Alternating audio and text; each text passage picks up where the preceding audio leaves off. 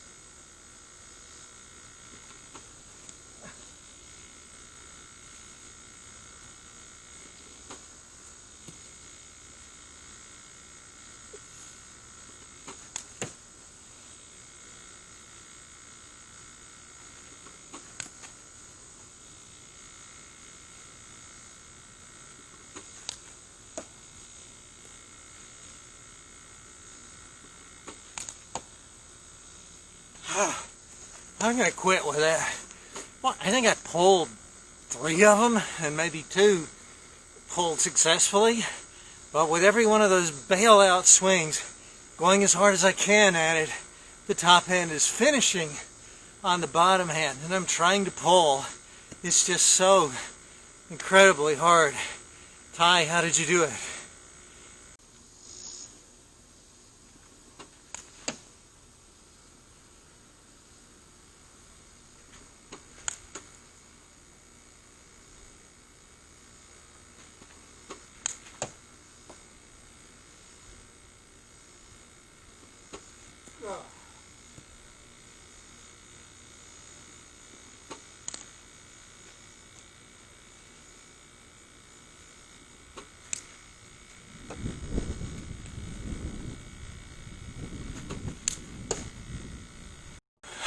Okay, you saw at the end of that last sequence that I actually have more luck, maybe just because I'm used to it, creeping in on the plate and then throwing open.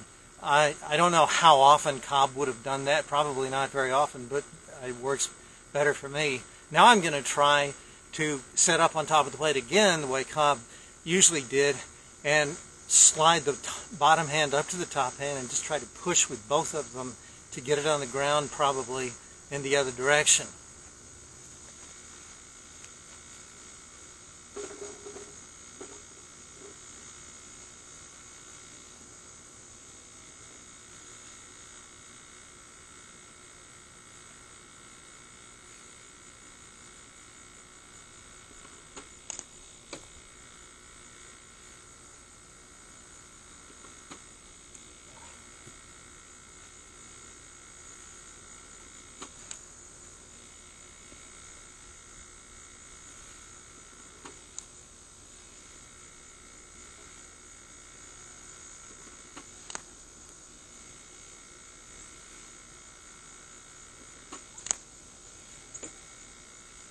The other way.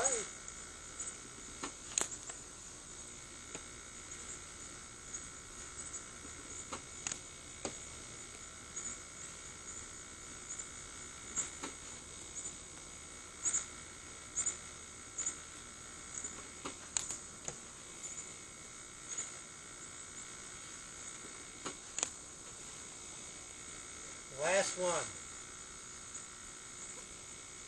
Well, I don't have another. Boy, I guess that just goes to show you really have to practice if you're using one certain swing and it's your favorite. And Cobb, that was his usual setup, and it doesn't work for me at all. But I think I got a couple to go in the other direction. All the others were just swings and misses or easy outs. Should have gotten down into the ball more, I think. But, well, let me follow this up by showing you my preferred approach. But again, Cobb may have done this sometimes too. I'm going to shuffle up to the plate from a deeper positioning, and I try this thing where I push with both hands, and I'm going to slide the bottom one up to the top. It's what I'm more familiar with.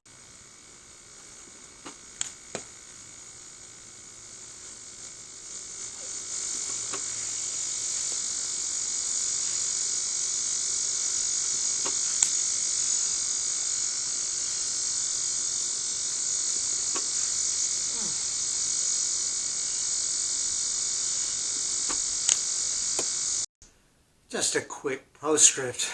I do not want you to think that I was recommending that style of hitting the opposite way or pulling. I don't really like sneaking up on top of the plate at the last instant in that manner and then try to fly open and pull. You're almost going 180 degrees in the opposite direction. You're having to very quickly, among other things, you're jerking around your eyes and you're trying to find the pitcher's hand and find the ball. That's a lot of movement, a lot of activity going in different directions. Maybe Cobb did that.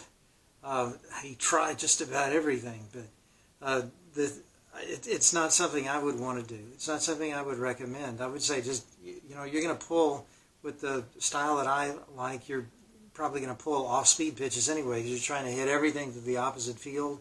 Sometimes you're going to get fooled. You'll get out in front of it. Well, that's the one that you might hit one-handed, but you're going to drive it pretty hard. So that's your pull pitch.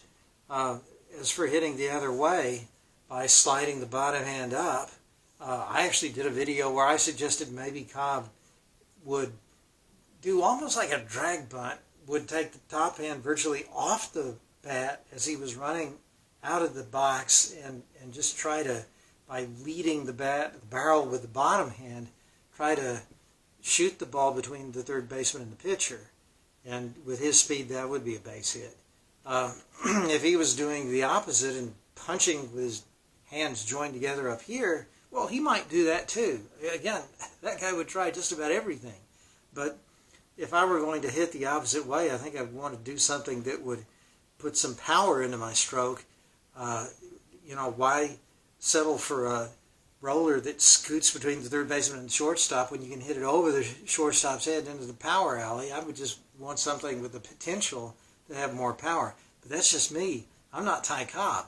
Nobody is, or ever has been, or I think ever will be. I think Ty Cobb was the greatest hitter that ever lived. You're not supposed to say that for politically correct reasons, but again, I think Learson kind of cleans the politically incorrect image of Cobb up quite a bit, if you like to read and if you're not afraid to think.